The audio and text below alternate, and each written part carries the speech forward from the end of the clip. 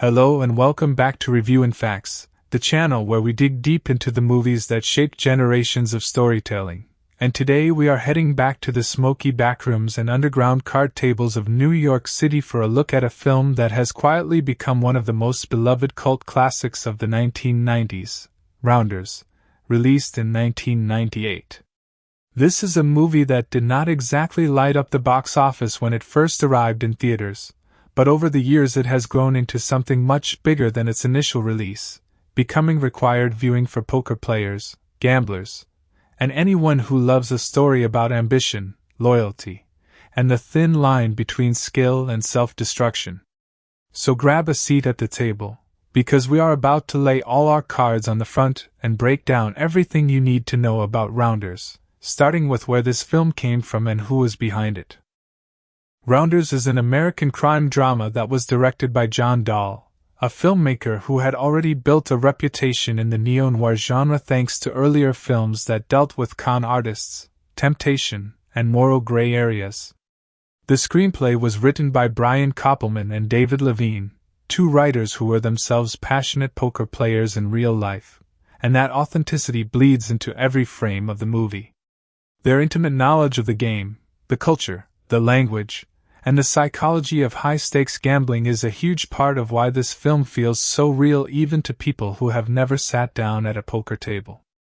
The film was produced under Spanky Pictures and was distributed by Miramax Films, the same studio that had just scored a massive critical hit with Good Will Hunting, which starred the same leading man we are about to talk about. Rounders was made on a modest budget of around $12 million. And while it only pulled in a little under $23 million domestically at the box office, its real legacy would not be written in ticket sales, but in the years that followed, when the poker boom of the early 2000s turned this film into essential viewing for an entire generation of card players. The movie premiered internationally at prestigious festivals including the Venice Film Festival and the Deauville Film Festival in early September of 1998. Before opening wide in the United States shortly after. It runs for 121 minutes and carries an R rating for language, some sexual content, and brief drug use, which fits perfectly with the gritty, smoke-filled underground world it portrays. Now let us talk about the story itself, because Rounders is built around a term that most casual viewers may not have heard before the film introduced it to mainstream audiences, the word rounder. In poker culture, a rounder is a player who travels from city to city, game to game, essentially living off the game itself, going wherever the action and the money are. The film opens by pulling us straight into that world, introducing us to a young man named Mike McDermott, a talented and instinctive poker player who has the rare gift of being able to read his opponents almost as easily as he reads the cards in his own hand. Mike is not just playing poker for fun. He sees it as something closer to a calling, a test of nerve, patience, and psychological insight. But in the opening act of the film, Mike suffers a devastating and humiliating loss, betting everything he has in a high-stakes underground game against a menacing Russian gangster who runs one of the city's most dangerous card rooms. That loss does not just cost Mike his bankroll, it costs him his sense of identity. And it puts a massive strain on his relationship with his girlfriend, who has grown tired of watching him risk everything on the turn of a card. Determined to put that painful chapter behind him, Mike makes a promise to give up gambling entirely and focus on building a stable, respectable future. He throws himself into law school, working hard to become the kind of responsible, dependable partner his girlfriend wants him to be. And for a while it seems like he might actually be able to leave that old life behind. But the past has a way of pulling people back in, and that pull arrives in the form of his old friend, Lester Murphy, known to everyone by his nickname Worm, who has just been released from prison. Worm is charming, reckless, and constantly looking for an angle, the kind of friend who brings equal parts loyalty and chaos into your life. Almost immediately, Worm finds himself in serious trouble, owing a dangerous amount of money to people who will not hesitate to hurt him if he does not pay up. Because Mike agrees to act as his friend's guarantor, he suddenly finds himself financially and morally responsible for debts that are not even his own, and the only realistic way to raise that kind of money in time is to do the one thing he swore he would never do again: sit back down at the table. What follows is a tense, emotionally charged journey through the underground poker circuit of New York City, as Mike and Worm scramble from game to game trying to earn enough money to save themselves before the deadline runs out and the consequences turn violent. Along the way, Mike is forced to confront hard truths about who Worm really is, how far his friend is willing to go, and whether loyalty to an old friendship is worth risking everything he has worked so hard to rebuild. The film does a masterful job of using poker not just as a backdrop, but as a mirror for Mike's internal struggle. Every hand he plays becomes a reflection of the choices he is making in his own life, weighing risk against reward, instinct against logic, and desire against responsibility. Eventually, all of these threads lead back to where the story began, forcing Mike into a climactic and deeply personal showdown against the very man who took everything from him in the beginning, the intimidating Russian gangster known as Teddy KGB.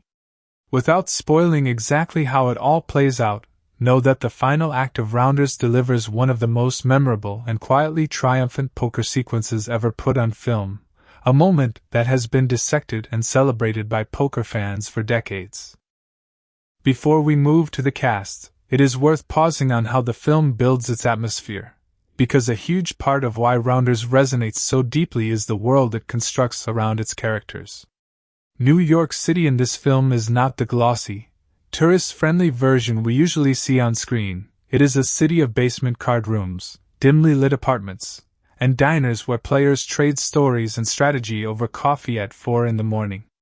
The screenplay takes its time letting us live inside this culture, showing us the different types of players who inhabit it, from disciplined grinders who treat the game like a steady job, to reckless gamblers who are always one bad beat away from ruin.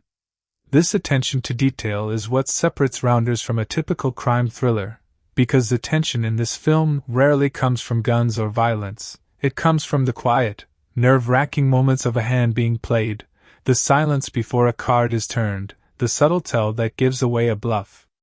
Mike's narration throughout the film gives us direct access to his thought process at the table, letting the audience feel like we are being taught the game alongside him, which is part of why so many real poker players credit this film with sparking their own interest in the game.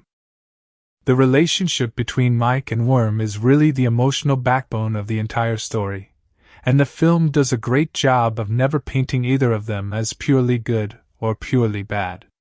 Worm is not a villain. He is a deeply flawed friend who genuinely cares about Mike but is also incapable of taking responsibility for the chaos he creates, constantly cutting corners, cheating when he thinks he can get away with it, and dragging Mike into increasingly dangerous situations. Mike, on the other hand, is not simply an innocent victim of his friend's recklessness, because part of him is drawn back to that dangerous world willingly, unable to fully commit to the safe, stable life that law school and his relationship represent. That internal conflict, the pull between discipline and temptation, between the responsible path and the thrilling one, is what gives the film its emotional weight and keeps it from ever feeling like a simple heist or gambling thriller. Now let us move on to the incredible cast that brought this story to life. In the lead role of Mike McDermott is Matt Damon, who filmed Rounders around the same time that Good Will Hunting was being released, meaning audiences essentially got to see him prove his range as an actor almost simultaneously in two very different roles. Damon brings a quiet intensity to Mike, portraying him as someone who is brilliant and controlled at the table, but constantly wrestling with doubt and temptation everywhere else in his life. Starring opposite him as Worm is Edward Norton, an actor who was already earning serious acclaim for his fearless, unpredictable performances, and here he brings a magnetic, live-wire energy to Worm that makes the character both lovable and deeply frustrating at the same time. The chemistry between Damon and Norton is one of the true engines of this film, capturing the complicated push and pull of a friendship built on real affection but also real damage. The supporting cast is stacked with incredible talent as well. John Malkovich delivers one of the most theatrical and endlessly quotable performances of his career as Teddy KGB, the ruthless and eccentric Russian gangster who runs the highest stakes game in the city, complete with a thick accent and a habit of cracking Oreo cookies that has since become iconic among fans of the film. John Turturro plays Joey Knish, a steady, disciplined career poker player who serves almost as a cautionary and wise older figure for Mike, someone who has made peace with a smaller, more sustainable version of the gambling life. Gretchen Mol plays Jo, Mike's girlfriend, who represents the stable, responsible life that Mike is being pulled away from every time he returns to the tables. Famke Janssen plays Petra, another player in the underground circuit who has her own complicated history with Mike. And finally, the legendary Martin Landau appears as Abe Petrovsky, a law professor and mentor figure who delivers one of the most quietly powerful monologues in the entire film, a scene that many fans consider to be one of the most underrated moments of the 1990s. As for the release date, Rounders made its international debut in early September of 1998, first screening at the Venice Film Festival on September 4th, followed shortly after by a screening at the Deauville Film Festival on September 8th. It then opened theatrically in the United States on September 11, 1998, distributed nationwide by Miramax Films. While the film received a mixed critical response upon its initial release, with some critics praising its sharp dialogue and performances while others felt the pacing was uneven, audiences who did discover it tended to fall in love with its atmosphere, its dialogue, and its authentic depiction of a subculture that mainstream Hollywood had rarely explored with this much detail and respect. It is also worth noting how the film treats its secondary characters with real dignity, giving even smaller roles a sense of history and weight. Joey Knish, played by John Turturro, could easily have been a throwaway supporting character, but instead he becomes one of the most quietly moving figures in the film, a man who once had Mike's same talent and ambition but chose a slower, safer version of the gambling life, grinding out small, consistent wins instead of chasing the big score. His scenes with Mike carry a bittersweet undertone, almost like looking at two different possible futures for the same person. Similarly, Martin Landau's Abe Petrovsky is only in a handful of scenes, yet his monologue about choosing a life path, and the regret of not pursuing the one thing you truly loved, lands as one of the emotional high points of the entire film, giving Mike's central dilemma a much deeper philosophical resonance. So why does Rounders still matter today, decades after its release? Part of the answer lies in timing. When the film first came out, poker was still a niche, somewhat shadowy pursuit in the eyes of most Americans, something associated with smoky backrooms and criminal underworlds rather than a legitimate competitive pursuit. But just a few years later, the early 2000s brought what is now commonly referred to as the poker boom, fueled by televised tournaments, the rise of online poker platforms, and a new wave of players who suddenly wanted to understand the strategy and psychology behind the game. Rounders became something like a foundational text for that entire movement, a film that countless professional players have cited as the reason they picked up cards in the first place. Its dialogue, particularly Mike's reflections on reading opponents and playing the man rather than the cards, has been quoted and studied by real-world poker players trying to understand the mental side of the game. Beyond the poker culture surrounding it, the film also endures because at its core it is not really about cards at all. It is about the tension between the life we choose for ourselves and the life that keeps pulling us back, about loyalty to the people we love even when that loyalty puts us in danger, and about the difficult process of figuring out who we really are underneath the roles we try to play for other people. That emotional honesty, paired with career-defining performances from Matt Damon and Edward Norton, is why Rounders has outlived its initial mixed reception to become a genuine modern classic.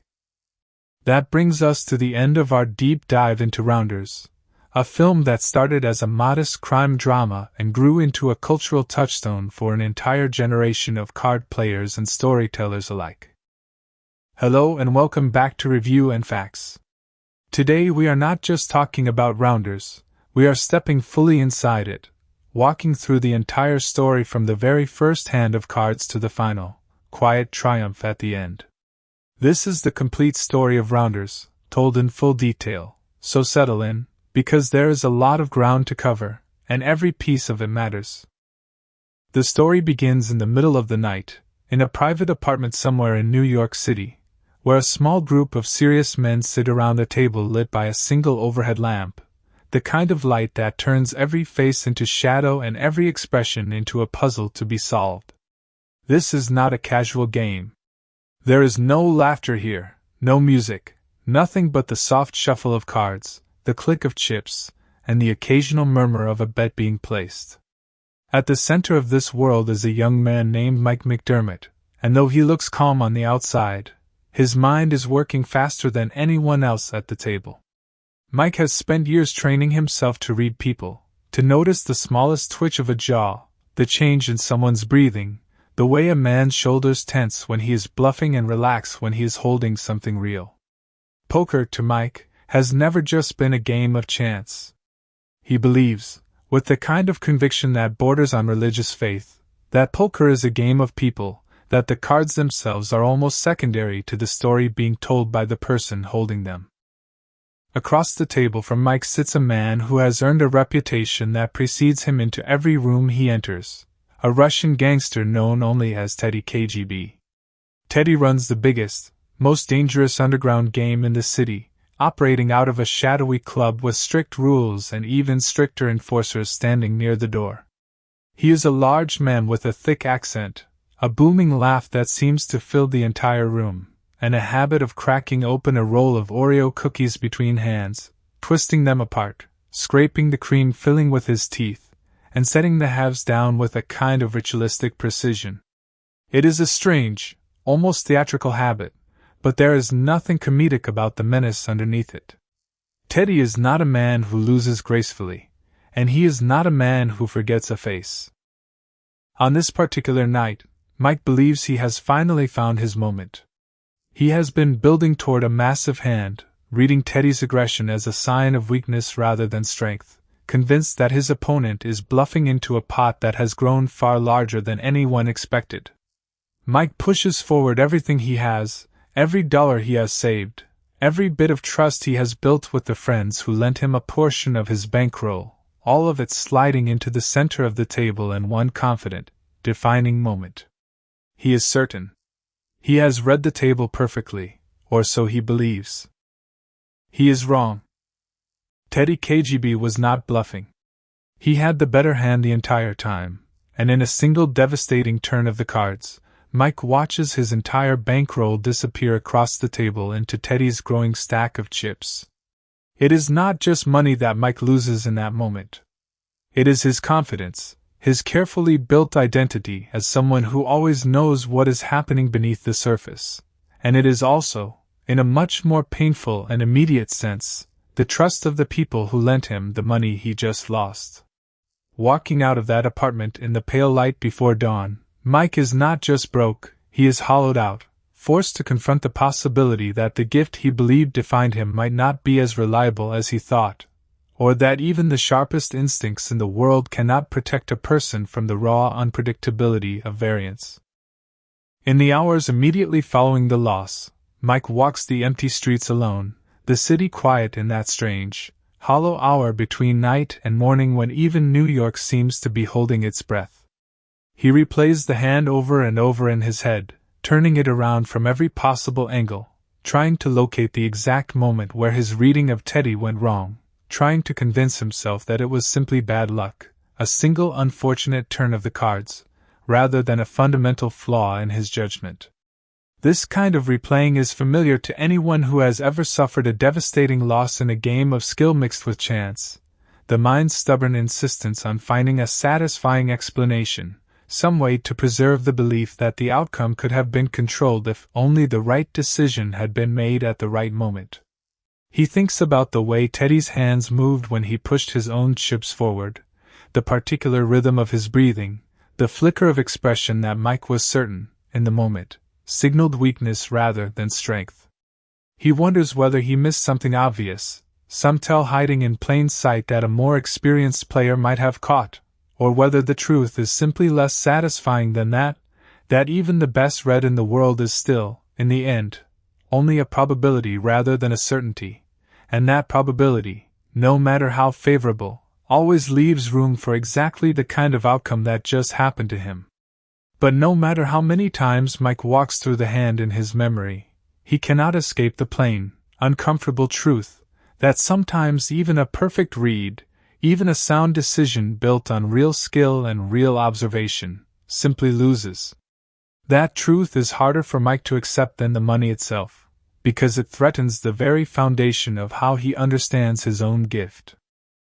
The loss does not stay contained to the poker table. It follows Mike home, into his relationship with his girlfriend Jo, a woman who has watched him chase this life for long enough to know exactly how it usually ends. Jo is not naive about who Mike is or what draws him to the game, but she has hoped, quietly and persistently, that he might eventually choose a different path, one that does not require him to gamble away their shared future on the turn of a card.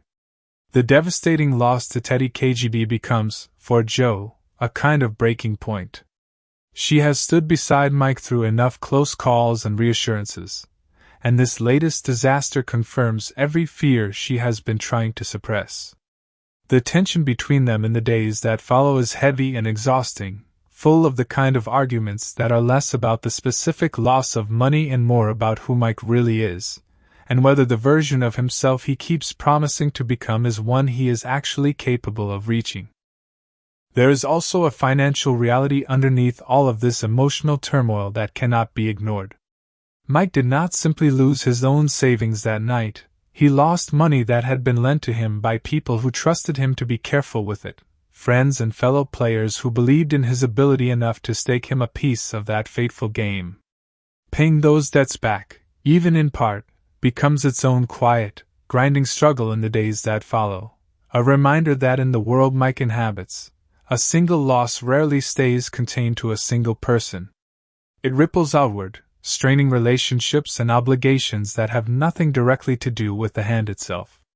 This is part of what makes the underground poker world so different from the sanitized, televised version of the game that many people are familiar with. There is no house cushion here, no structured buy-in with clearly defined limits, just a network of trust and reputation that can collapse instantly the moment someone fails to make good on what they owe. Faced with the wreckage of that night, and desperate to hold on to the relationship and the future he has been building, Mike makes a decision that feels, in the moment, like the only responsible path left. He decides to give up gambling entirely. Not scale it back, not take a short break, but stop completely, closing the door on that entire chapter of his life. He redirects his focus into law school, throwing himself into his studies with the same intensity he once reserved for reading opponents across a poker table. For a while, this new version of Mike seems to be working. He attends class, he studies late into the night, he begins to imagine a future built on stability rather than risk, a future where his sharp mind is applied to legal arguments instead of bluffs and tells. Jo cautiously allows herself to hope that this change might actually last. During this stretch of the story, we get to see a version of Mike that feels almost unfamiliar compared to the sharp, calculating player we met at the poker table, a version defined by quiet discipline rather than dramatic risk.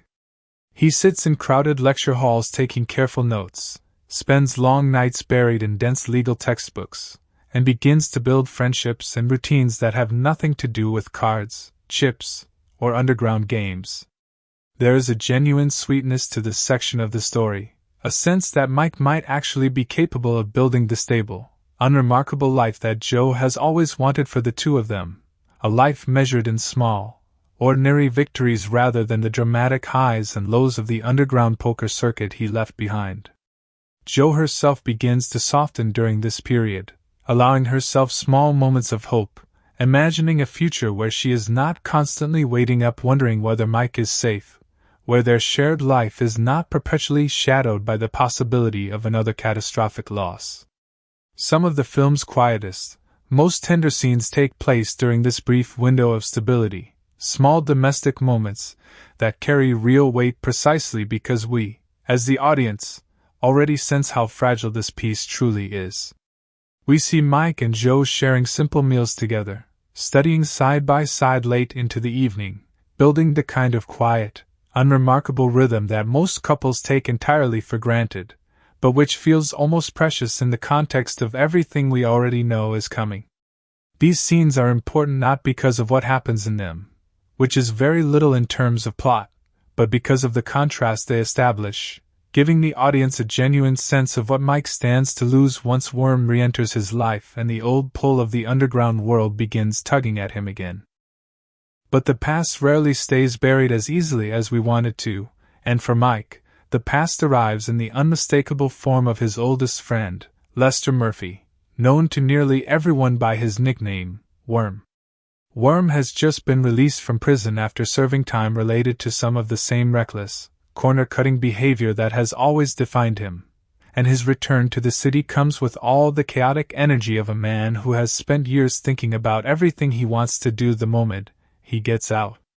Worm and Mike share a history that goes back long before poker, before law school, before any of the complications that now define their adult lives, and that history carries a weight and a loyalty that neither of them is fully willing to abandon, even when every rational instinct suggests they probably should. The reunion between the two friends is warm and genuine, full of the easy familiarity that only comes from a friendship stretching back through childhood and adolescence, through years of shared jokes, shared trouble, and a loyalty that has survived even prison sentences and long separations. Worm greets Mike with the same restless, mischievous energy he has always carried, immediately trying to pull his old friend back into the rhythms of their shared past, testing the waters to see how much of the old Mike still exists underneath the disciplined law student he has become. For Mike, seeing Worm again stirs a complicated mix of emotions, genuine happiness at having his closest friend back in his life, mixed with a quiet, nagging unease about what that friendship might cost him now that he has built something new and fragile with Joe.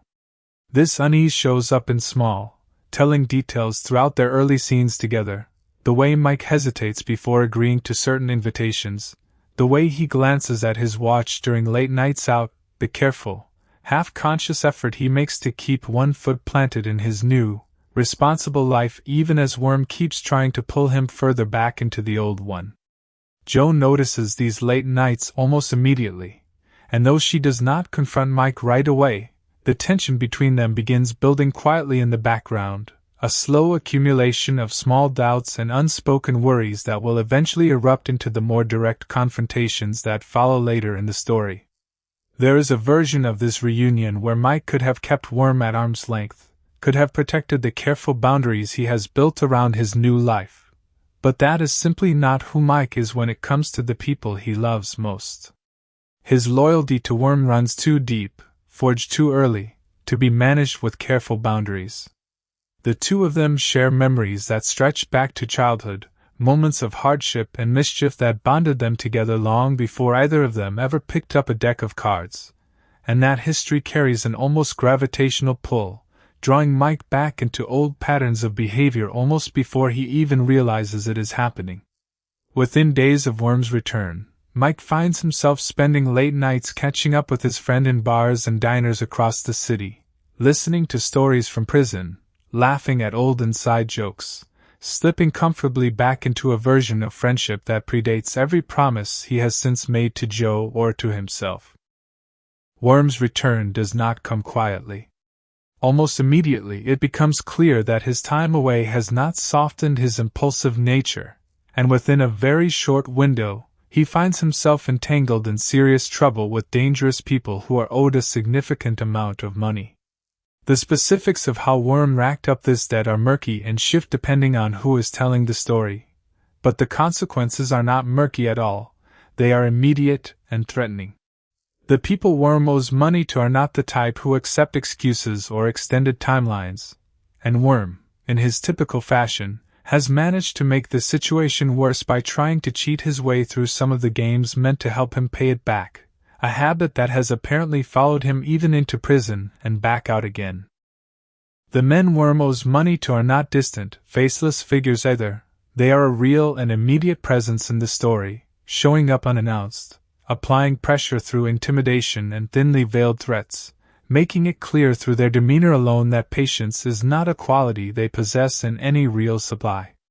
Watching Worm try to talk his way out of these confrontations, using the same charm and quick thinking that has always been both his greatest strength and his most dangerous weakness, is one of the more nerve-wracking threads running through the early part of this section. Worm is skilled at buying himself time, at deflecting immediate danger with clever words and false confidence. But time bought through charm alone is never a permanent solution, and everyone around him, especially Mike, can feel the walls slowly closing in. One particularly tense early scene has the men Worm owes money to arriving unannounced at a diner where the two friends are eating, sitting down uninvited across the table, speaking in calm, measured tones that carry far more menace than shouting ever could. Mike watches this exchange with a mounting sense of dread, realizing for the first time just how serious the situation truly is, and how little control either he or Worm actually has over the timeline they have been given to resolve it.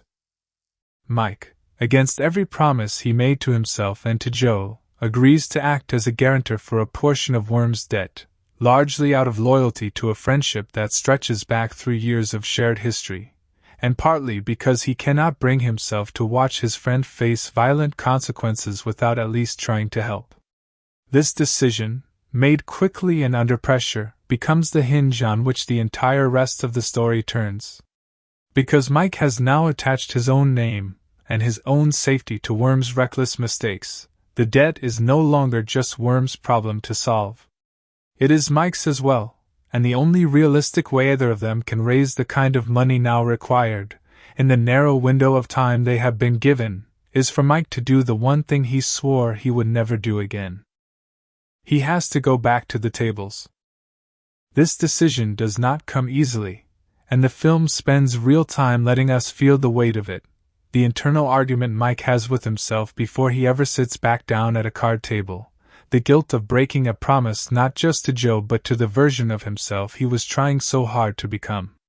There is a particularly quiet, revealing moment during this stretch where Mike sits alone late at night, staring at his old deck of cards, the same deck he had promised himself he would never seriously use again, turning it over in his hands as if trying to decide whether picking it back up would be a betrayal of everything he has worked toward,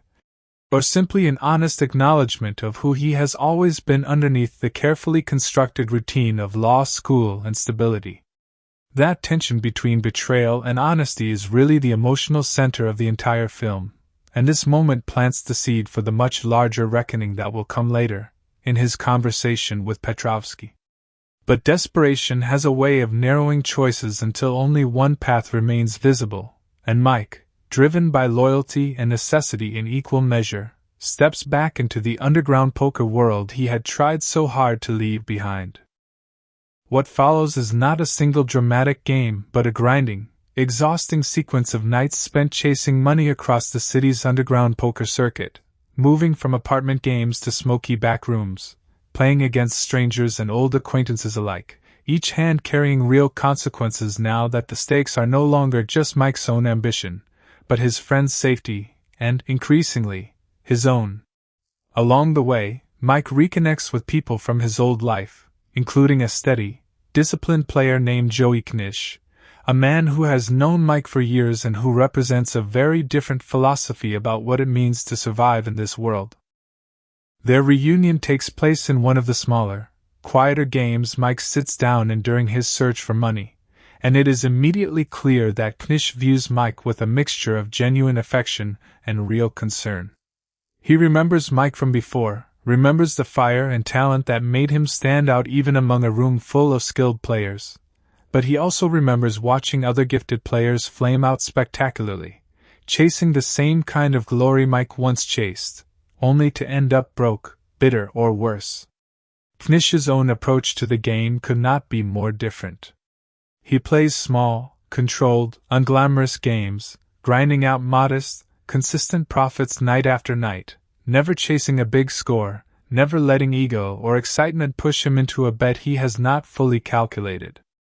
To an outside observer, Knish's life might look unambitious, even a little sad, a talented player content to earn a fraction of what he could theoretically win in bigger games. But there is a quiet wisdom underneath his approach, a hard-earned understanding that survival in this world requires more discipline than talent, more patience than ambition. Knish is not chasing the kind of dramatic, high-stakes glory that Mike once craved. He has made peace with a smaller, more sustainable version of the gambling life, grinding out consistent, modest wins in smaller games rather than risking everything on a single massive hand.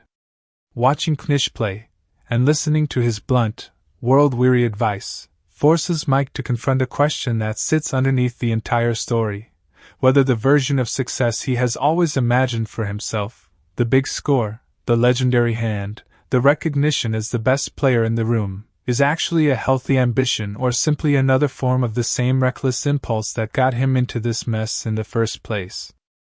Knish sees in Mike a younger version of players he has watched flame out before, and his warnings carry the weight of someone who has already lived through the mistakes Mike is currently making. There is a genuine tenderness underneath Knish's gruff exterior, a sense that his warnings come not from jealousy or bitterness but from real care, from having watched too many talented friends burn brightly for a season only to disappear from the circuit entirely a few years later, undone by exactly the kind of overconfidence Mike is currently flirting with. In quieter moments between hands, Knish shares small fragments of his own history, stories of players he once knew who chased the biggest score of their lives and lost everything in the process, cautionary tales offered not as lectures but as simple, matter-of-fact observations about a world Knish understands with unusual clarity. Knish does not hold back his frustration with Mike's decision to return to gambling for Worm's sake, and their conversations carry an edge of genuine tension beneath the surface warmth of old friendship.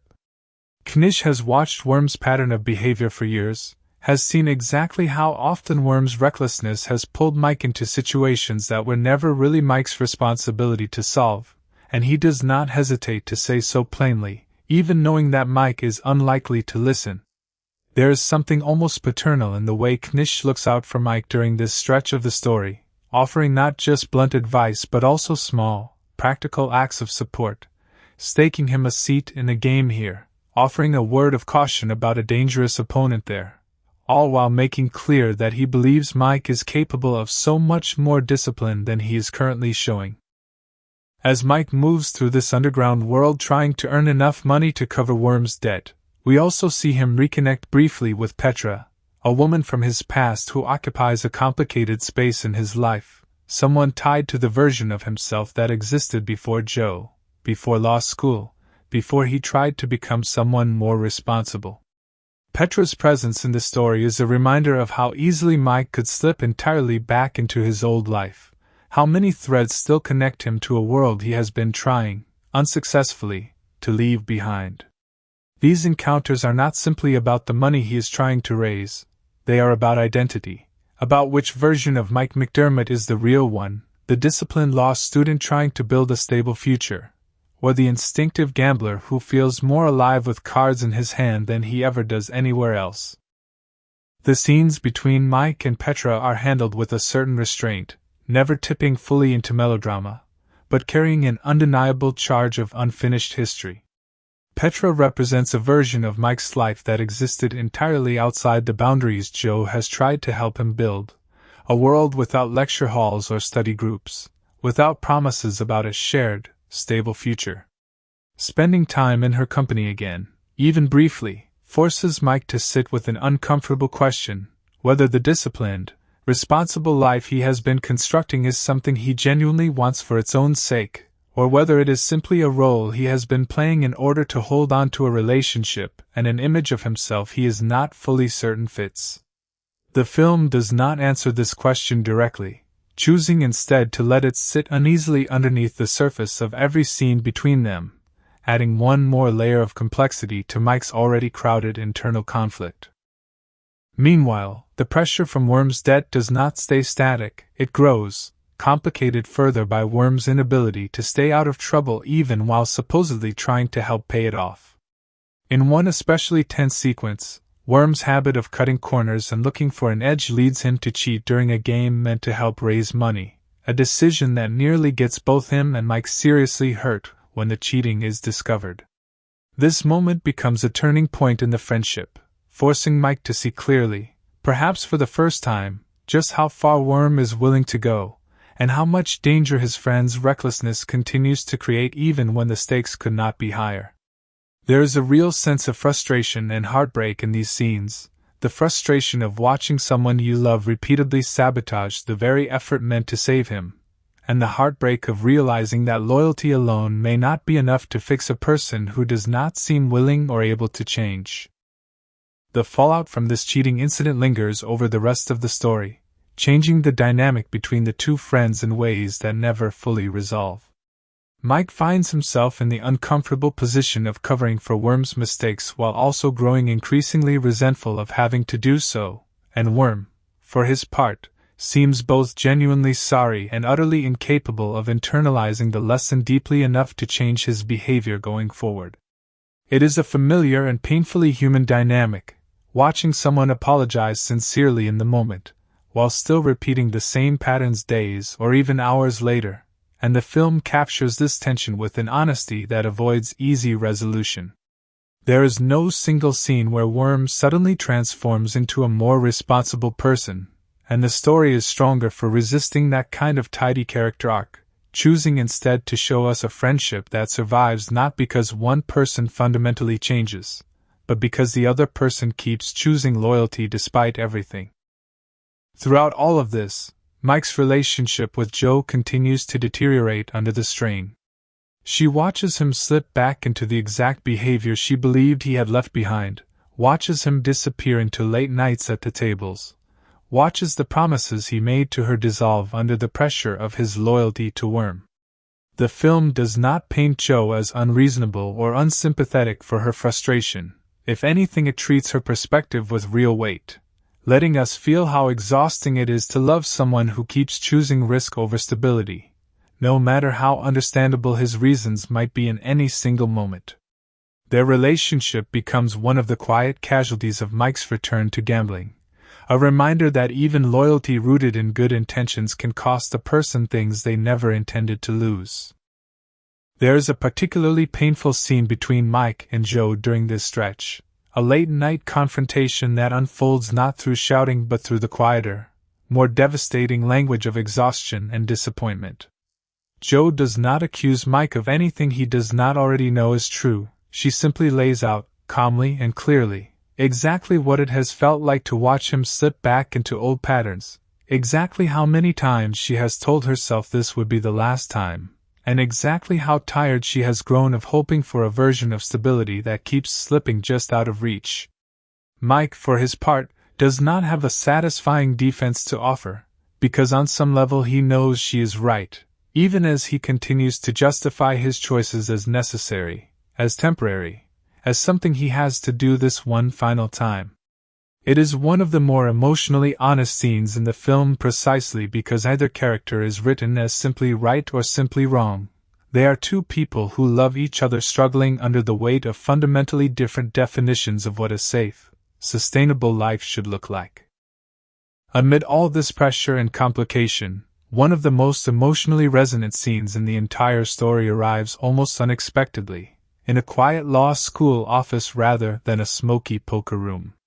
Mike's law professor, an older man named Abe Petrovsky, notices that something is troubling his talented but distracted student, and in a conversation that unfolds with surprising warmth and vulnerability, Petrovsky reveals a piece of his own past that Mike never expected to hear. Long before he became a respected law professor, Petrovsky had seriously considered becoming a rabbi, a path that called to him deeply, one connected to who he truly felt himself to be.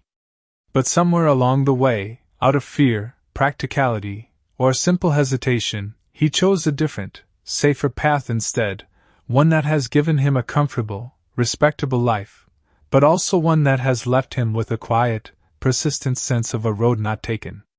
The office where this conversation takes place is small and cluttered with books, lit by a warm desk lamp rather than the harsh overhead lighting of the poker rooms Mike has spent so much time in lately, and there is something quietly significant about that contrast.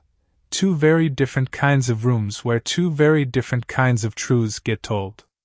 Petrovsky speaks slowly, choosing his words with the deliberate care of a man who has thought about this particular memory many times over the years, and Mike, uncharacteristically still, simply listens, recognizing in his professor's story an echo of the exact tension currently pulling at his own life. Petrovsky does not tell Mike what to do. He does not lecture him about the dangers of gambling or the importance of finishing law school.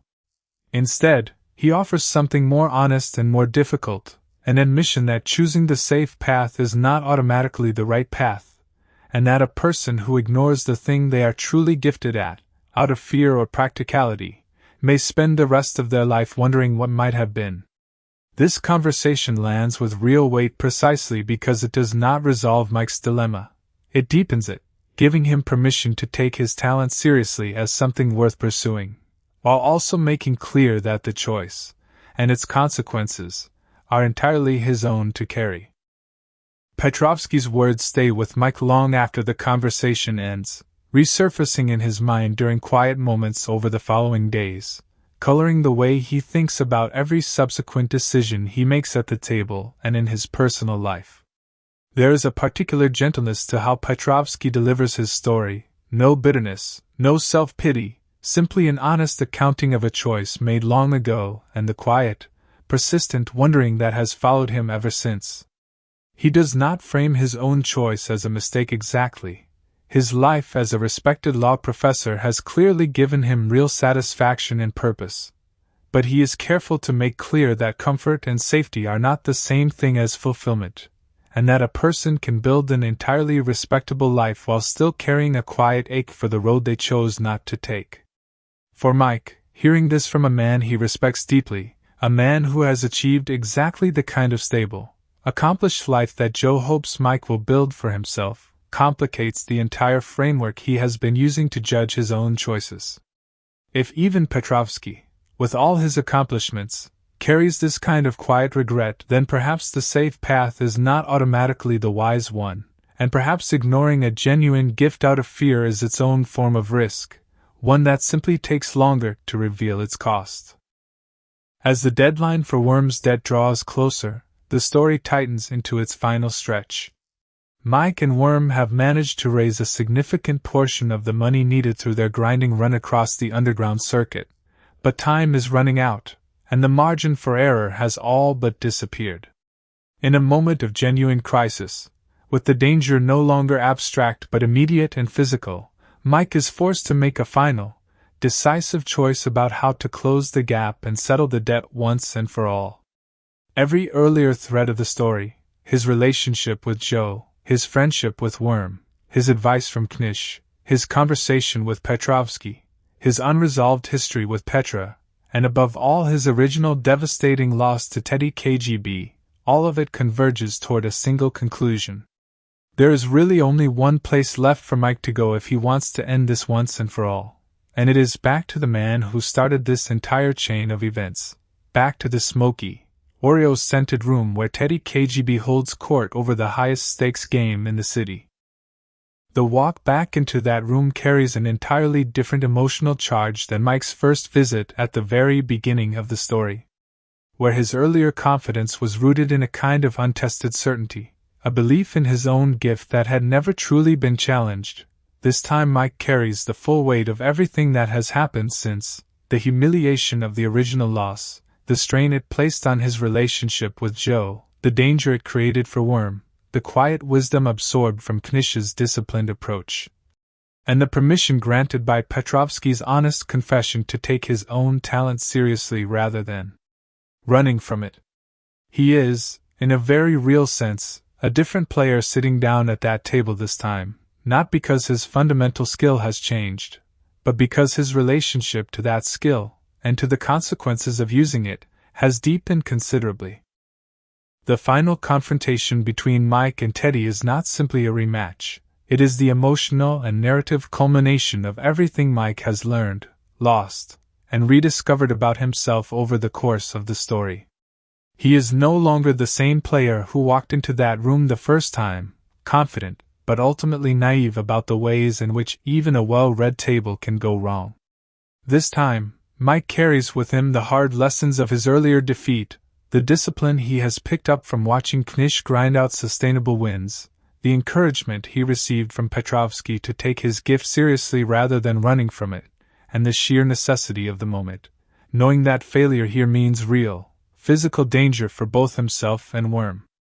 The tension in this final sequence builds with an almost unbearable patience, the film slowing down to let every glance, every bet, every subtle shift in Teddy's expression carry weight, inviting the audience to read the table right alongside Mike, to feel the same uncertainty he feels about whether his instincts can be trusted this time.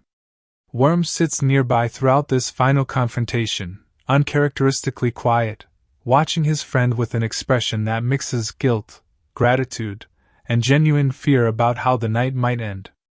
For once, there is nothing Worm can do to influence the outcome, no clever angle to work, no charm to deploy, only the simple, helpless task of waiting and watching while Mike carries the full weight of both their futures on his own shoulders, hand after hand, in a room where a single miscalculation could undo everything they have fought so hard to rebuild. Teddy KGB, for his part, greets Mike's return with the same theatrical menace that has defined every previous encounter between them, cracking open his Oreos with unsettling calm, sizing up his opponent with the practiced eye of a man who has sat across from hundreds of players convinced they had finally figured him out. There is a real sense of danger in these final scenes that goes beyond the money on the table, a physical, immediate threat that hangs in the air given everything Mike and Worm have already been through with the people demanding repayment of the debt. Every glance exchanged around the table, every pause before a bet is placed, carries the weight of that danger, and the film uses this tension masterfully, slowing its pace at exactly the moments where the audience most wants to rush forward, forcing us to sit inside the same uncertainty Mike is feeling. Without giving away every specific detail of how the final hand unfolds, it is enough to say that Mike's growth throughout the story pays off in a deeply satisfying way, that the lessons he has absorbed, sometimes painfully, from every person he has encountered along this journey come together in a moment that finally allows him to walk away from Teddy KGB's table not as a defeated player but as someone who has genuinely earned his victory, both financially and, more importantly, in terms of his own self-understanding. The debt that started this entire chain of events is finally settled, Worm's immediate danger is resolved, and Mike is left standing at a genuine crossroads, older, wiser, and far more certain of who he actually is than he was at the very beginning of the story. In the immediate aftermath of the final hand, there is a real sense of physical and emotional release, the kind that only comes after sustained, grinding tension finally breaks, the kind of relief that settles into the body slowly, in the minutes after real danger has finally passed.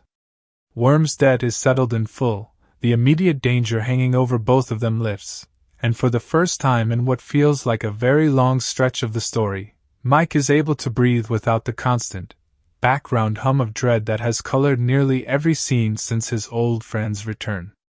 There is a quiet moment shared between Mike and Worm in the aftermath, not a grand, dramatic reconciliation, but something smaller and more honest, an acknowledgement of everything they have put each other through, wrapped in the kind of easy, wordless understanding that only exists between people who have known each other since childhood.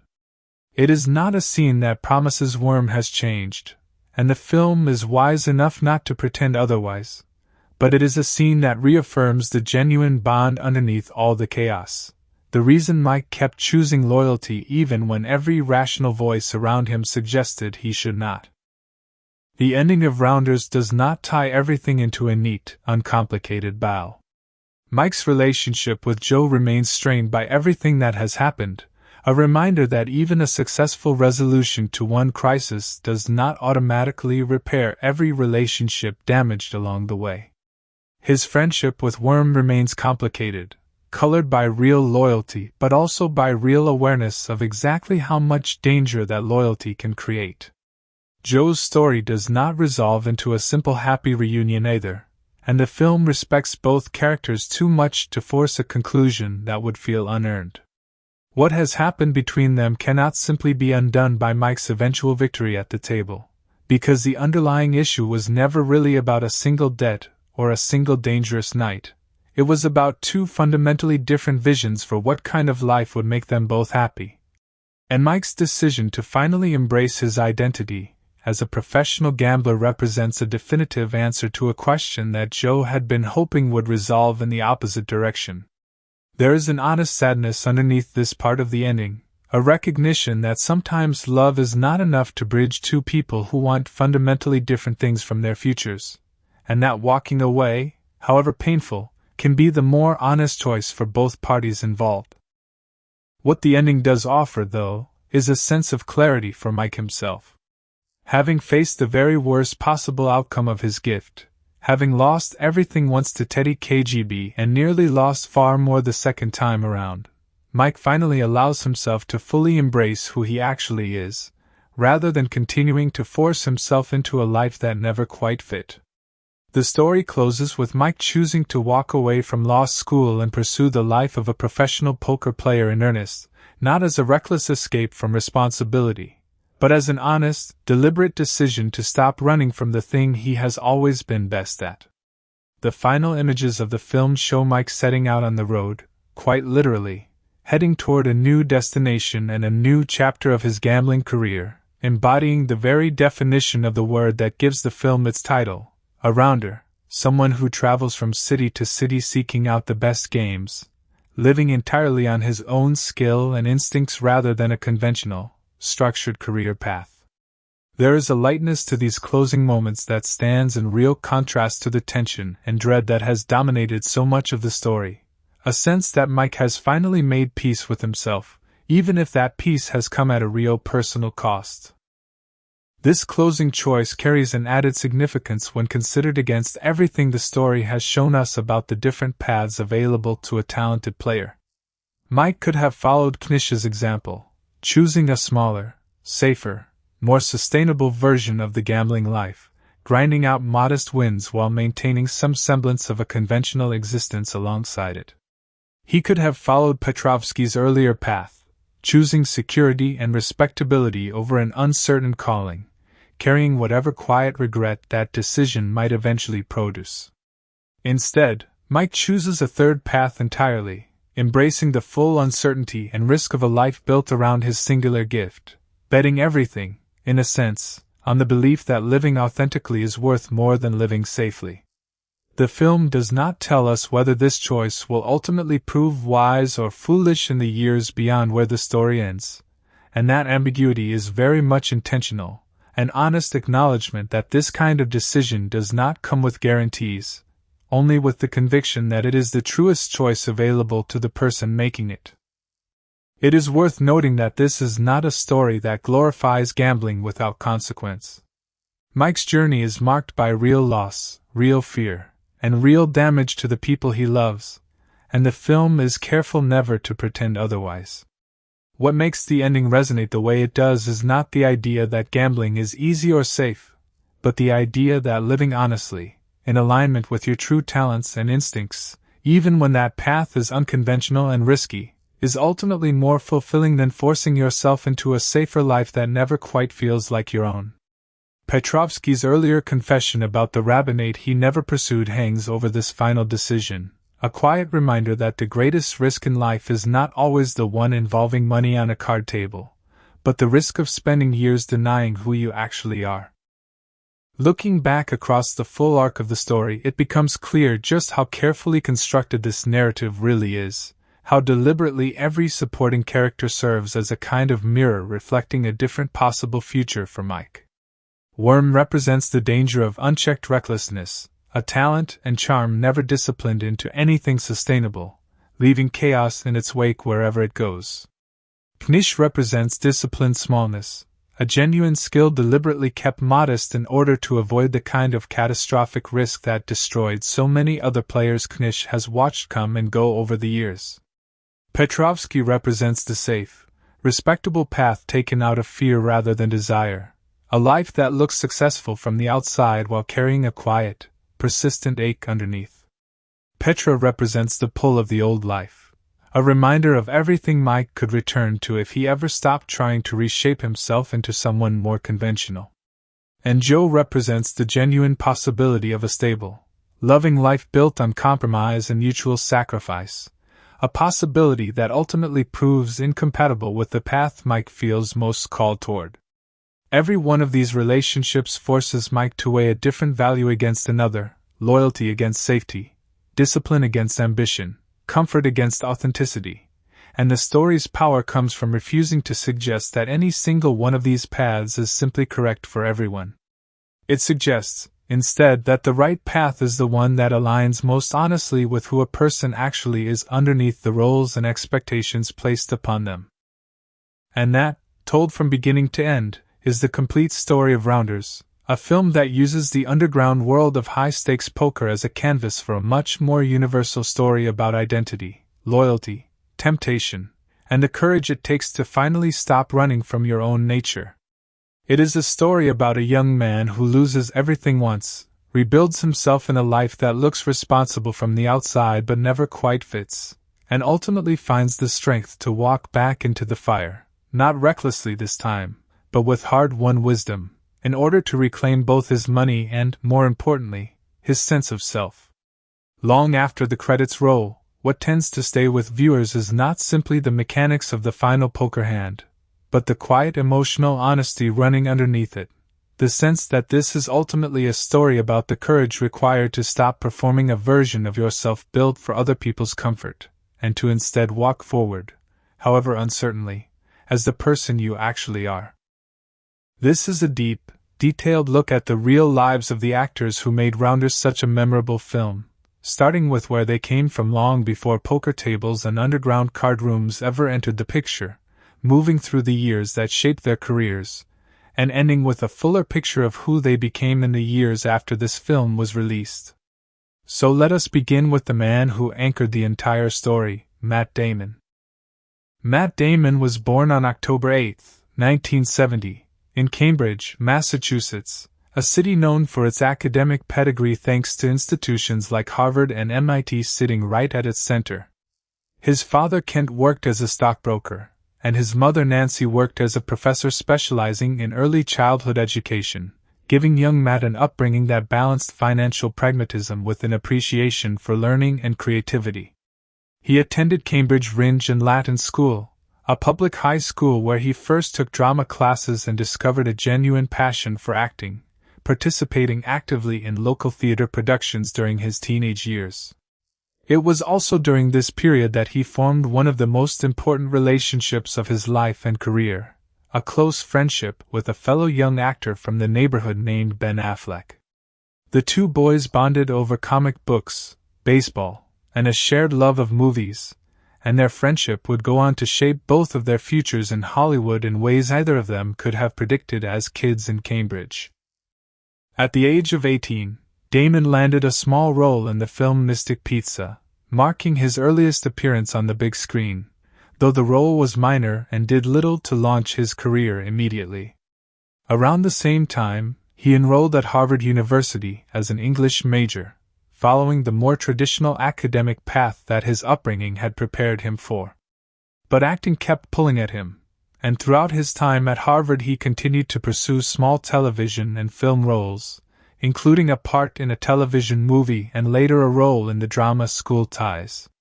Eventually, when the opportunity arose to star in the film Geronimo, an American Legend, Damon made a decision that would define the trajectory of his life, choosing to leave Harvard entirely, just 12 credits short of completing his degree, in order to commit himself fully to acting. It was a significant risk at the time, walking away from one of the most prestigious universities in the world without a diploma in hand, but Damon has often spoken about how certain he felt that acting was the path he needed to pursue, even without any guarantee of success waiting on the other side of that decision.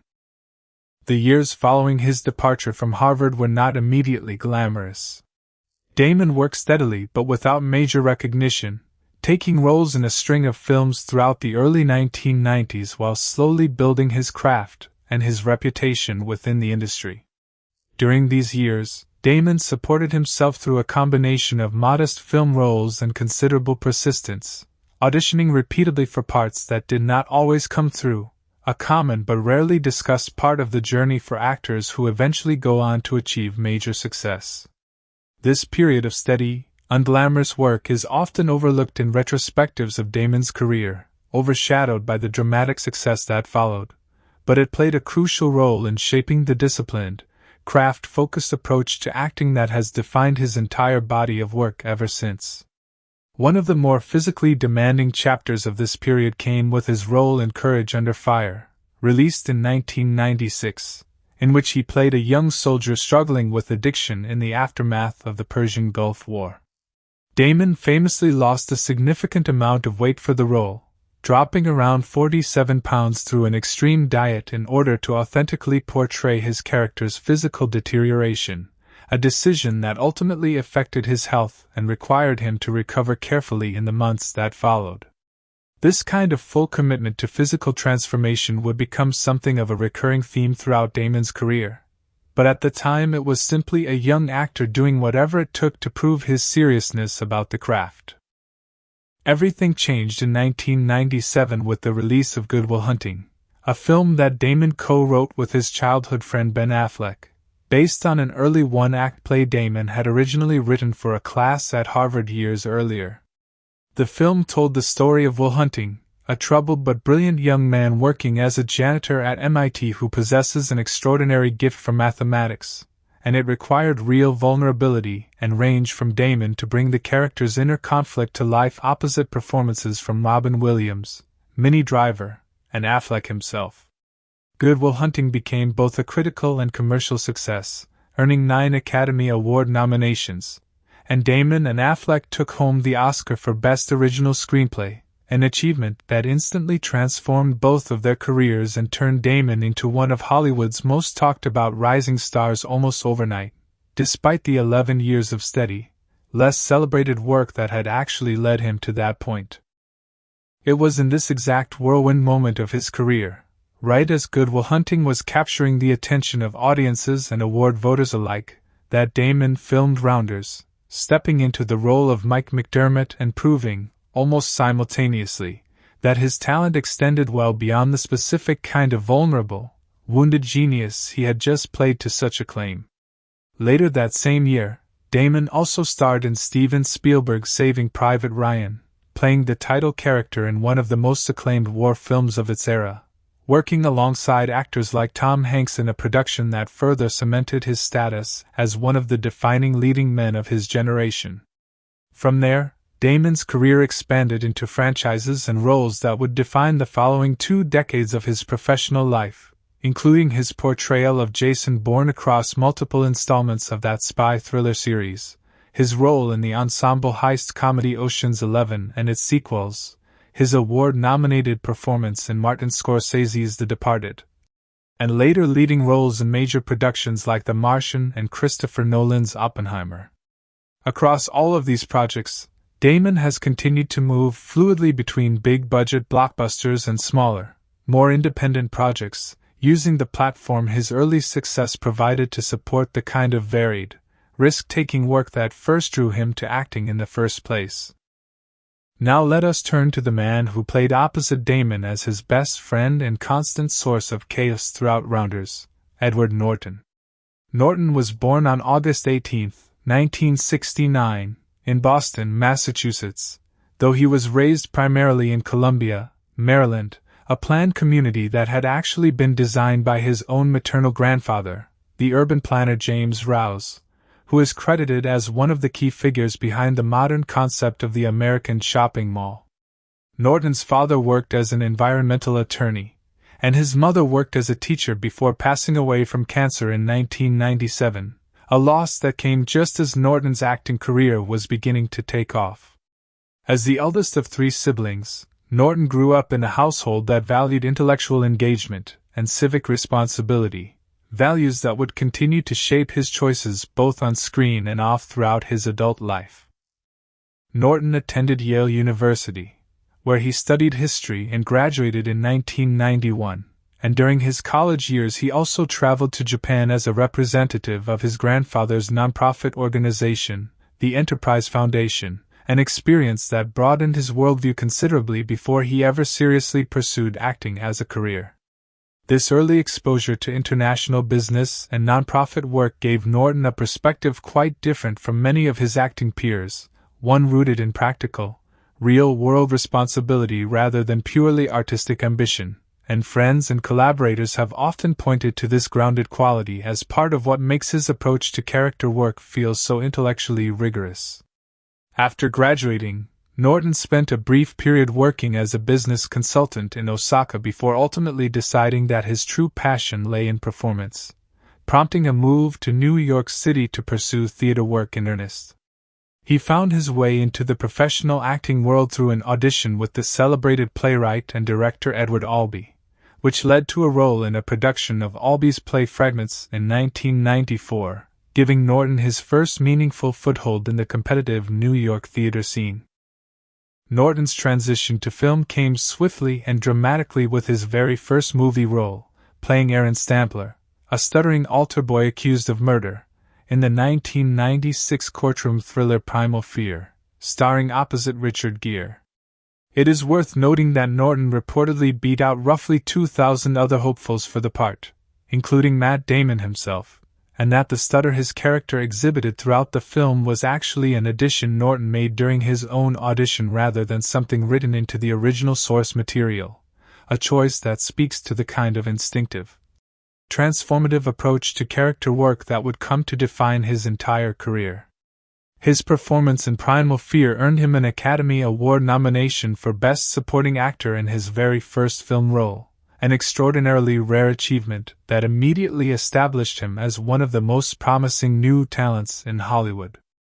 That same year, 1996, proved to be an unusually productive one for Norton, who also appeared in Woody Allen's musical comedy Everyone Says I Love You and in Milos Forman's controversial drama The People vs. Larry Flynt, showcasing a range that few actors managed to display so early in their careers.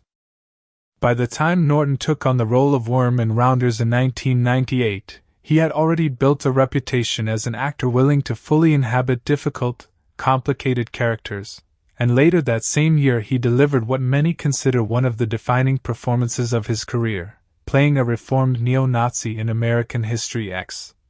A role that required him to gain around 30 pounds of muscle and transform his entire physical presence in order to convincingly portray the characters' violent past and uncertain path toward redemption. This performance earned Norton his second Academy Award nomination, this time in the category of Best Actor, an extraordinary accomplishment for an actor still so early in his film career. The following year, 1999, brought another iconic role, starring alongside Brad Pitt in Fight Club, a film that would go on to become a defining cult classic of its era and further cement Norton's reputation for choosing bold, unconventional projects over easy commercial success. In the years that followed, Norton continued building an eclectic filmography, directing his own romantic comedy Keeping the Faith in 2000, taking on prominent roles in projects like The Incredible Hulk, Moonrise Kingdom, The Grand Budapest Hotel, and earning a third Academy Award nomination for his supporting performance in Birdman in 2014. Beyond acting, Norton has remained deeply engaged in social and environmental causes throughout his life, serving as a trustee for organizations focused on affordable housing, a natural extension of the civic-minded values instilled in him during his childhood in Columbia, Maryland.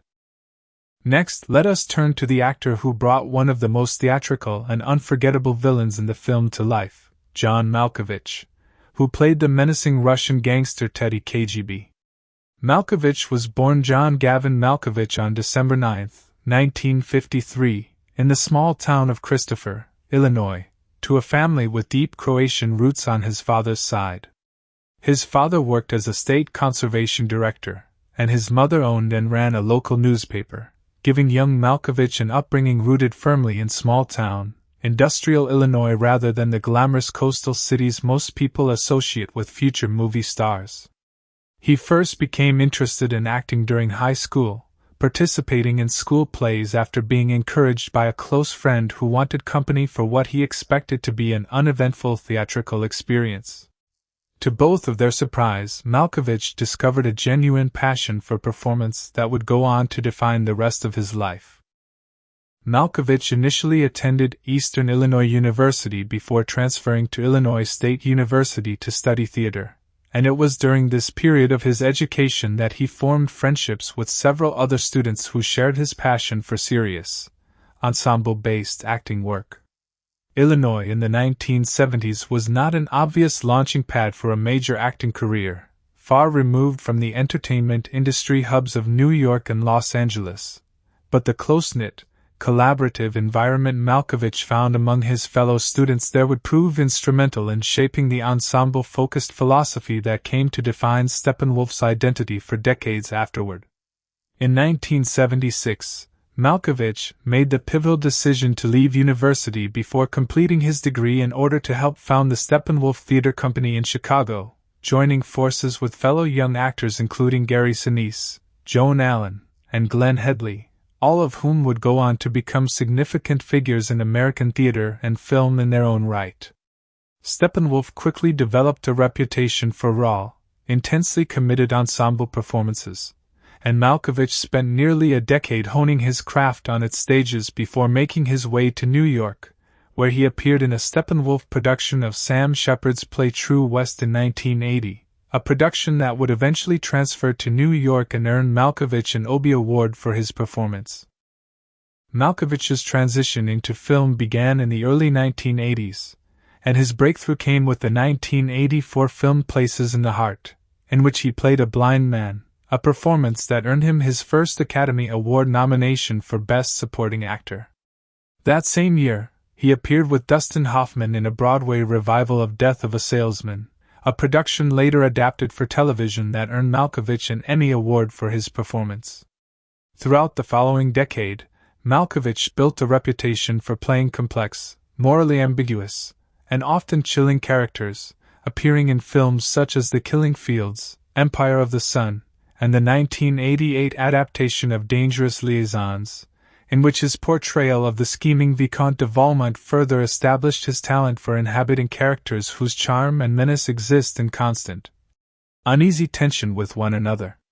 He received a second Academy Award nomination for his role as a psychopathic assassin opposite Clint Eastwood in The Line of Fire in 1993, a performance widely regarded as one of the most effective screen villains of that decade. By the time Malkovich took on the role of Teddy KGB in Rounders in 1998, he had already firmly established himself as one of the most distinctive character actors of his generation, and his performance in the film, complete with its exaggerated accent and the now iconic habit of cracking open Oreo cookies between hands, has become one of the most quoted and referenced elements of the entire movie.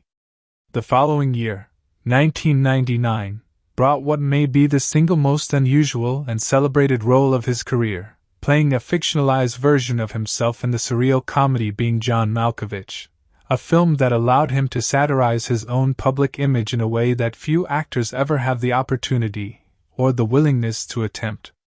In the years since, Malkovich has continued to work prolifically across film, television, and theater, taking on roles ranging from a colonel in a television adaptation of Heart of Darkness to memorable supporting parts in films like Con Air, Burn After Reading, and Red, all while pursuing side interests including designing menswear under his own fashion labels, a reflection of the same restless creative energy that has defined his entire career. Now let us turn to John Turturro, who brought a quiet, world-weary wisdom to the role of Joey Knish. Turturro was born John Michael Turturro on February 28,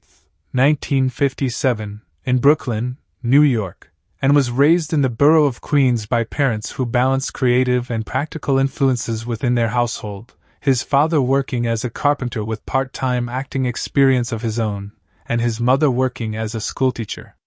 Turturro's Italian-American heritage played a significant role in shaping his understanding of character and community, an influence that would later show up repeatedly in the kinds of roles he was drawn to throughout his career. As a young boy, Turturro's early ambitions were actually athletic rather than artistic, with dreams of becoming a professional basketball or boxing competitor, but a severe broken leg that kept him bedridden for several months changed the direction of his interests considerably, giving him the time to build scrapbooks devoted to the careers and film reviews of his favorite actors. A pastime that quietly planted the seeds of his eventual career. Turturro pursued his education first at the State University of New York before eventually earning a Master of Fine Arts degree in drama from the prestigious Yale School of Drama, where he also met his future wife, actress Catherine Borowitz.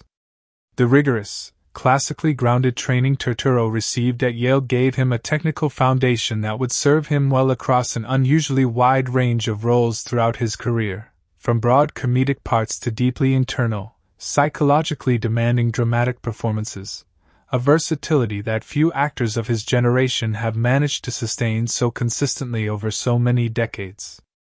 It was also during his time at Yale that he crossed paths with Joel Coen, who was attending performances there to see his own future wife and creative partner Frances McDormand perform, a connection that would eventually lead to one of the most significant collaborative relationships of Turturro's career.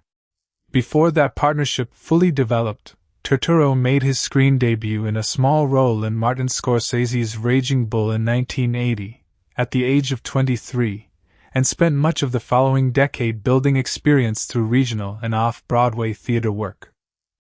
Turturro's mainstream breakthrough arrived through his collaborations with director Spike Lee, beginning with a notable and controversial supporting role in Do the Right Thing in 1989, in which he played a volatile, racially prejudiced character named Pino, a performance that drew criticism at the time but showcased Turturro's fearless willingness to take on difficult, unsympathetic roles. Much of the controversy surrounding the film centered on Spike Lee's provocative direction rather than on Turturro's performance itself, and in the years since, critics have generally come to view his work in the film as an unflinching, necessary piece of a much larger conversation about race and prejudice in urban America.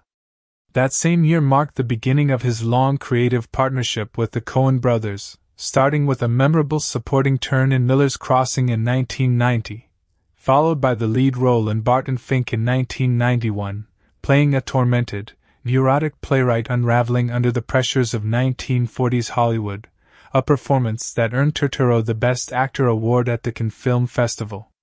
Turturro continued his collaboration with the Coen brothers throughout the following decade, appearing in The Big Lebowski in 1998 as the eccentric, unsettling bowler Jesus Quintana, and later in Oh Brother Where Art Thou in 2000.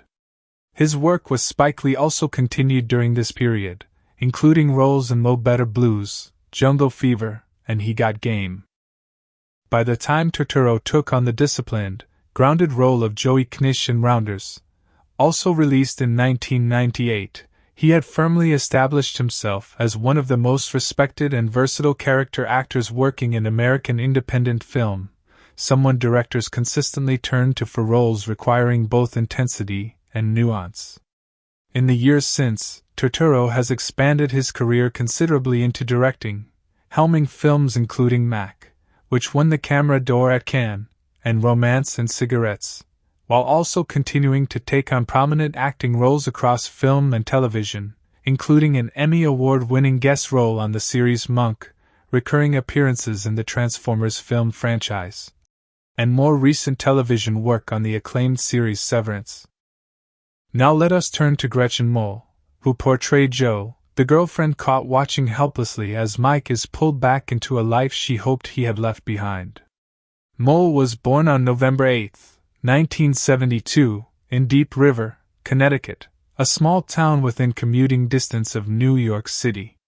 Her mother Janet worked as an artist and teacher, and her father James worked as an educator as well, raising Mol in an environment that valued creativity and encouraged her early interest in performance.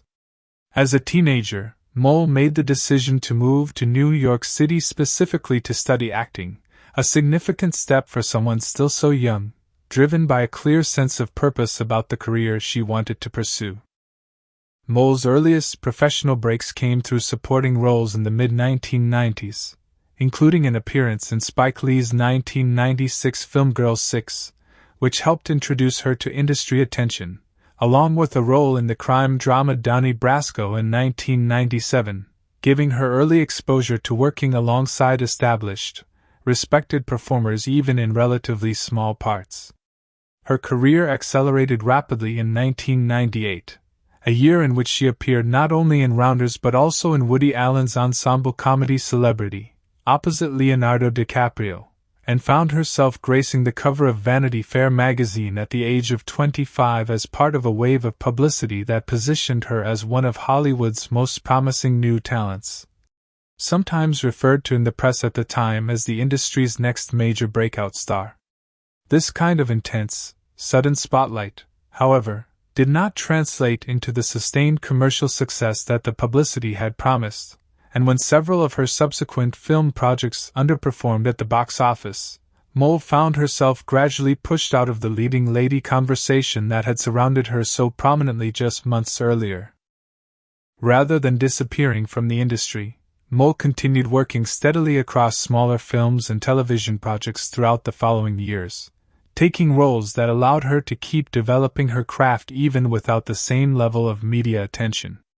This quieter stretch of her career, though far less discussed than her early moment of intense fame, ultimately proved formative, giving her the space to refine her craft away from the pressures of overwhelming public expectation, a dynamic that many actors who experience sudden early fame never fully get the chance to navigate. She found renewed critical acclaim nearly a decade later with her performance in the title role of the notorious Betty Page in 2005, playing the iconic 1950s pin-up model in a biographical drama directed by Mary Harron. The role required real vulnerability and range, given the complicated, often difficult subject matter of Betty Page's life, and Mole's performance was widely praised for bringing a combination of innocence, exuberance, and quiet resilience to the character. Following this critical resurgence, Mole continued building a substantial and varied career, appearing in the 2007 remake of 3:10 to Yuma opposite Russell Crowe and Christian Bale, and eventually finding one of the most significant roles of her career on television, playing Gillian Darmody in the acclaimed HBO series Boardwalk Empire from 2010 to 2014. A role that showcased the kind of complex, emotionally demanding work that had always been present in her performances but had not always received the recognition it deserved. Mole has continued working steadily in the years since, including a notable role in the critically praised film Manchester by the Sea in 2016. Now let us turn to Famke Janssen, who played Petra, the woman from Mike's past whose presence complicates his efforts to leave his old life behind. Janssen was born Famke Biemer Janssen on November 5, 1964, in Amstelveen, the Netherlands, the only brunette among a family of blondes, as she has often noted in interviews. She grew up alongside two sisters, one who would go on to become a film director and another who would also pursue acting, in a household that traveled extensively throughout Europe and beyond during her childhood, giving Janssen an early, broad exposure to different cultures and languages. In addition to her native Dutch, she became fluent in English, French, and German over the course of her upbringing, a linguistic versatility that would later serve her well in an international acting career.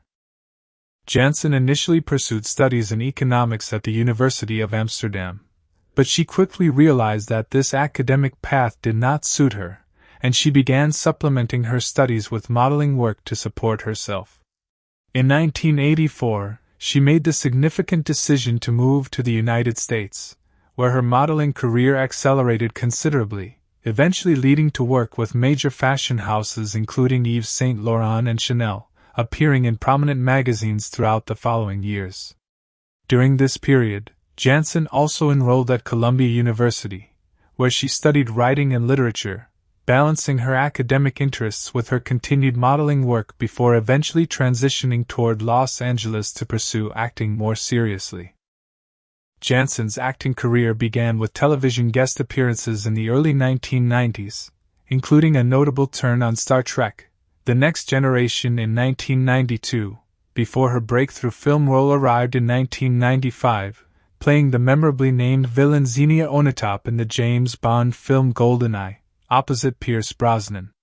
Interestingly, around this same period Janssen was also offered the role of Jadzia Dax on the television series Star Trek Deep Space Nine, a part that could have taken her career in an entirely different direction, but she ultimately chose to decline the offer in favor of pursuing film roles instead, a decision that would soon pay off considerably with the international attention brought by her Bond film appearance. The role brought Janssen significant international recognition and established her as a striking, commanding screen presence capable of bringing real menace and complexity to villainous characters. By the time she appeared in Rounders in 1998, playing Petra, Janssen was already a recognizable face in Hollywood thanks to her Bond film role, and her presence in Rounders added another layer of magnetic, morally ambiguous energy to the underground poker world the film depicts. Just 2 years later, in 2000, Janssen took on what would become one of the defining roles of her career, playing Dr. Jean Grey, also known as Phoenix, in the X-Men film series, a role she would continue to portray across multiple installments of the franchise throughout the following decade and beyond, becoming one of the most recognizable actresses associated with modern superhero cinema.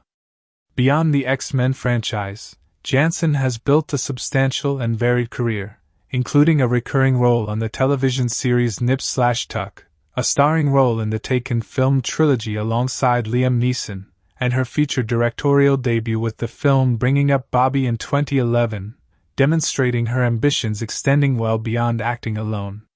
She has also devoted significant time to humanitarian work, having served as a Goodwill ambassador for the United Nations Office on Drugs and Crime. Finally, let us turn to Martin Landau, the veteran actor whose brief but deeply moving performance as law professor Abe Petrovsky remains one of the most quietly powerful elements of the entire film. Landau was born Martin James Landau on June 20, 1928, in Brooklyn, New York, into a Jewish-American family, the son of Selma and Morris Landau, an Austrian-born machinist who worked tirelessly to help rescue relatives from Nazi persecution in Europe during this period. At the young age of 17, Landau began working for the New York Daily News, first in the promotions department and eventually as a staff cartoonist and illustrator, spending roughly 5 years honing his artistic skills by working alongside cartoonist Gus Edson on the comic strip The Gumps. Despite this early success in illustration, Landau's true ambition lay in acting, influenced significantly by his admiration for Charlie Chaplin and the broader escapism that cinema offered, and at the age of 22 he made the decision to leave his stable position at the newspaper entirely in order to pursue theater work. Landau's path into serious acting training led him to audition for the legendary Actors Studio in 1955, a program that received roughly 2,000 applicants that particular year, of whom only 2 were accepted, Landau himself and a young, then unknown actor named Steve McQueen. Being selected among such overwhelming odds gave Landau an early sense of validation about the path he had chosen, and the rigorous training he received there, alongside a generation of actors who would go on to reshape American film and theater, left a permanent mark on his approach to performance for the rest of his life. At the Actors Studio, Landau trained under influential figures including Lee Strasberg and Elia Kazan, and he formed close friendships during this period with future icons of American acting, including James Dean. Landau made his Broadway debut in 1957 in the production Middle of the Night, and he continued building his stage career throughout the following years before making his first major appearance on film. Landau's breakthrough film role came in 1959,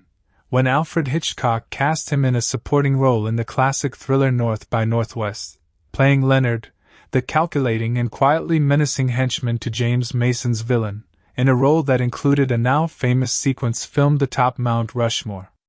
Following this early success, Landau continued to build a steady career throughout the 1960s, appearing in major productions including Cleopatra and The Greatest Story Ever Told, before landing the role that would bring him his most widespread recognition of that era, playing Roland Hand, a master of disguise, on the hit television series Mission Impossible, alongside his then-wife Barbara Bain. From 1966 through the early years of the following decade, the role earned Landau significant acclaim, including a Golden Globe Award and multiple Emmy nominations, cementing his status as one of television's most recognizable performers of the period. Following the conclusion of his run on Mission Impossible, Landau experienced a noticeable lull in his career throughout much of the 1970s and into the early 1980s, a stretch of professional uncertainty that many actors who achieve major early success eventually face. During this fallow period, Landau continued working on smaller television projects and international productions, never fully stepping away from the craft even as the major, defining roles temporarily eluded him, a testament to the same quiet persistence that had carried him through the earliest years of his career. His career experienced a remarkable and celebrated resurgence beginning in 1988, when director Francis Ford Coppola cast him in a pivotal supporting role in Tucker, The Man and His Dream, a performance that earned Landau a Golden Globe Award and his first Academy Award nomination for Best Supporting Actor. Just 1 year later, he received a second consecutive Oscar nomination in the same category for his performance as an adulterous husband grappling with guilt and Woody Allen's crimes and misdemeanors. The true crowning achievement of this remarkable late-career renaissance arrived in 1994, when Landau played the aging, struggling horror film icon Bela Lugosi in Tim Burton's biographical film Ed Wood, a performance so widely celebrated that it earned Landau the Academy Award for Best Supporting Actor, along with a Screen Actors Guild Award and a Golden Globe. By the time Landau appeared in Rounders in 1998, delivering his brief but unforgettable monologue as Abe Petrovsky, he was working from a position of tremendous respect within the industry, a veteran actor whose late career triumph in Ed Wood had introduced him to an entirely new generation of filmgoers just a few years earlier. Landau continued working steadily in film and television throughout the 2000s, including a recurring role on the series Without a Trace that earned him further Emmy nomination recognition, and he remained active as an actor and mentor within the industry, heading the Hollywood branch of the Actors Studio for many years, coaching future stars including Jack Nicholson and Angelica Houston along the way. Martin Landau passed away on July 15, 2017, in Los Angeles, at the age of 89, leaving behind a career that spanned nearly 6 decades and touched nearly every corner of American film, television, and theater. Looking back across these 7 very different life stories, from Matt Damon's journey out of Harvard and into overnight stardom, to Edward Norton's meteoric rise built on fearless physical and emotional transformation, to John Malkovich's decades of theatrical dedication before Hollywood ever fully caught up to his talent, to John Turturro's steady climb through independent film built on Coen Brothers collaborations, to Gretchen Moll's complicated journey through sudden fame and quiet reinvention, to Famke Janssen's path from Dutch modeling agencies to international blockbuster stardom, and finally to Martin Landau's remarkable late-career resurgence after decades in the industry, it becomes clear just how much accumulated talent, resilience, and hard-won experience went into bringing Rounders to life. Every one of these actors arrived on set already carrying years of struggle, reinvention, and dedication behind them, and that depth of lived experience is a significant part of why the film continues to resonate with audiences so many years after its original release.